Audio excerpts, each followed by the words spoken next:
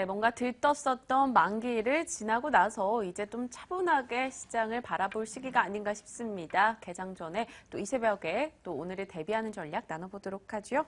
김종효 연구위원 그리고 IBK투자증권 판교스탁 라운지 정경민 과장과 함께합니다. 어서 오세요. 네, 안녕하세요. 네, 정말 예상치 못했다라는 게 어제 시장의 키워드였던 것 같고요. 또 동시 만기 부담은 남아 있었습니다. 코스피 결국 1970선대 마무리가 됐는데요. 양 시장에 대해서 각각 한번 판단 주신다면요. 네, 저도 뒤통수를 맞은 그런 네. 기분이 좀 들었는데 결국 향후의 시장 열쇠는 좀 환율에 상당 부분이 좀 달려 있다라고 생각을 좀 하고 있습니다. 시장 반등은 생각보다 어렵지 않게 가능할 것으로 좀 보고 있고요. 지난 한 주간 반갑지만은 않았습니다. 전차 위주의 좀 시장이 좀 주도했기 때문에 그 부분이 어느 정도 해소가 되느냐 이런 것도 중요하겠고요.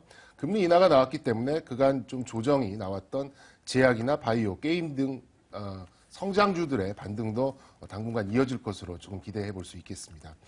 사실 좀 방송이 너무 어렵습니다. 되도록 좀 쉽게 하고 싶은데 이게 좀 맘 같지가 않아요. 전주에 이어서 좀 수급 논리를 좀 풀어드리긴 하겠지만 조금 어려울 수 있으니까 결론만 좀 기억해 주셔도 괜찮을 것 같습니다. 우선 표를 하나 보면서 말씀을 드리도록 하겠습니다. 외국인의 비차익 순매수와 기관의 비차익 순매도의 그 표를 나타내 봤는데요. 두 개를 보시면 최근에 나왔던 기관의 비차익 순매도 부분이 상쇄되지 않고 시장을 짓누르면서 움직였던 모습을 보실 수 있겠습니다. 개인들의 레버리지 ETF, 레버리지 ETF는 보통 주식의 현물 바스켓과 코 200 ETF 그리고 코스피 200 지수 선물로 좀 구성이 되어 있는데 이 매물 청산을 위해서 LP로 작용했던 금융투자 계정의 현물 매도, 또 선물의 매도, 또 그 약세에 따른 프로그램 매도가 어쩔 수 없는 부분이라고 말씀을 드렸습니다. 좀 상당히 좀 어려울 수 있겠는데요. 핵심은 상쇄시키기 힘든 기관의 매도량으로 인해서 외인들의 전차에 집중에도 불구하고 시장의 탄력은 조금 약해질 수밖에 없었다. 이렇게 좀 전해드리겠습니다. 사실상 지금 다음에 보시는 표와 마찬가지로 많은 레버리지 물량이 이미 좀 청산이 좀 됐기 때문에 동시만기에 앞서서 많은 부분이 좀 선반영이 됐고요.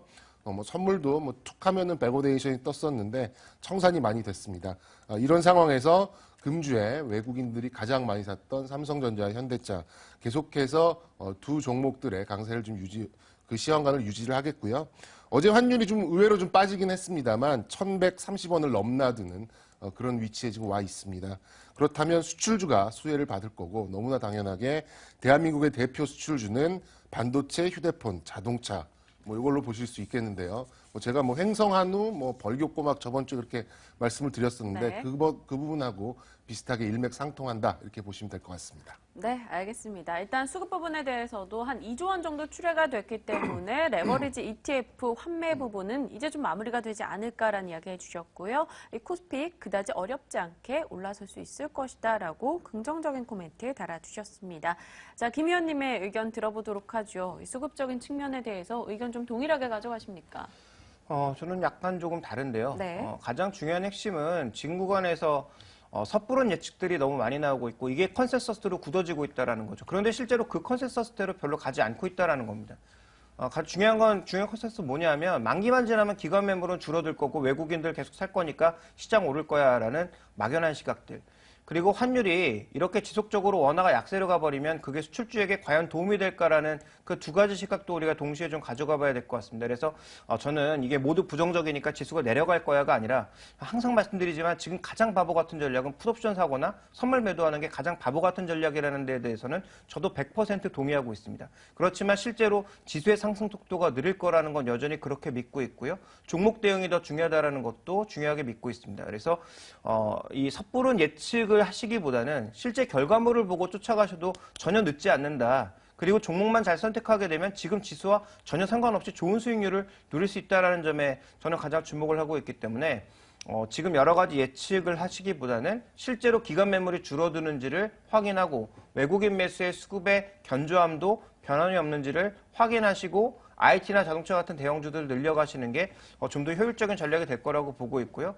아직까지는 시장에서 성장 논리가 되었든 실적 논리가 되었든 잘 가고 있는 종목군들에 대한 트레이딩 관점이 여전히 유효하다고 보고 있습니다.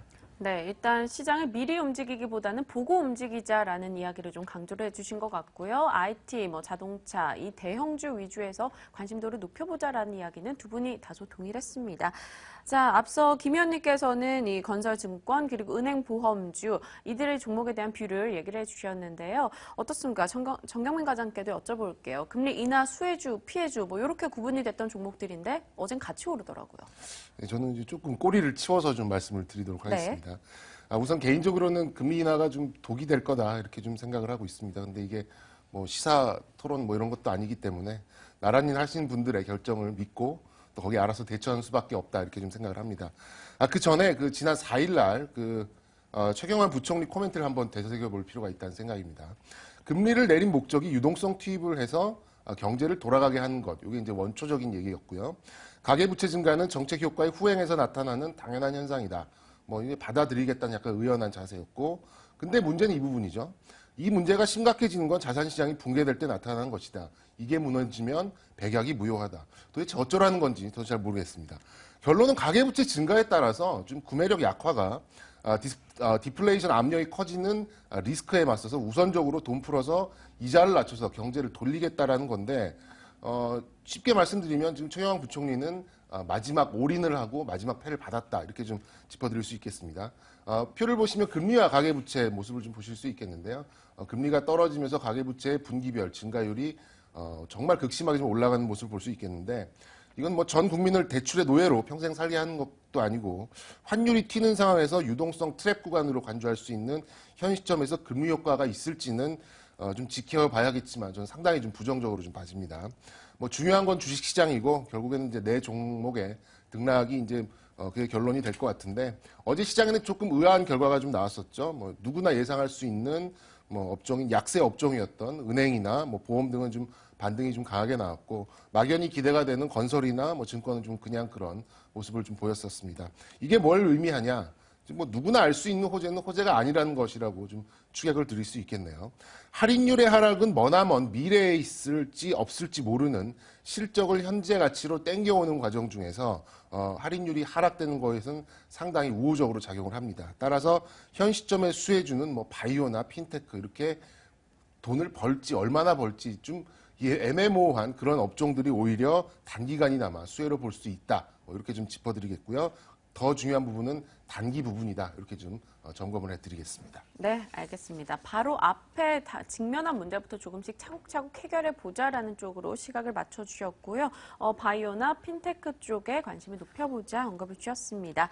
자, 이제 화학 쪽 이야기를 해볼게요. 어제 외국인이 1,000억 원 정도 매수를 보여줬던 게 바로 화학 섹터인데요. 이들 종목군에 대한 시각은 어떻습니까? 결론적으로 좀 매도를 하거나 네. 또 비중 조절을 할 수 있는 절호의 기회가 왔으니 이 기회를 놓치지 않으셨으면 하는 그런 말씀 먼저 드리고 시작하겠습니다. 정말 막연하게 초등학생 같은 그런 논리를 보면 화학주가 왜 오를까 한번 생각해 보시면 됩니다. 매출이 현재 늘어나고 있나요? 아닙니다. 물론 타이어 업체들의 주문 증가로 일부 부타디엔 부분 수급이 좀 타이트해진 부분은 있지만 전반적으로 폴리 블라블라 하는 그 부분의 화학 제품의 가격은 크닥 오른 게 없습니다.